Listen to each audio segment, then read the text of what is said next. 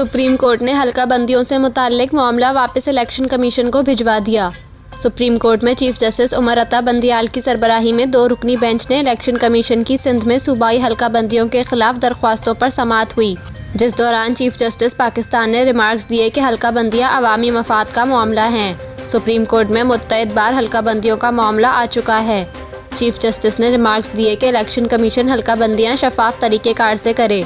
टप्पेदार circle को ज़रा भी मुतासर करने से उम्मीदवार को पड़ने वाले वोट मुतासर होते हैं। सिंध में हल्का बंदियों पर हसासियत ज़्यादा है। सिंध से अक्सर ये गिला किया जाता है कि हल्का बंदियाँ दुरुस्त नहीं हुई।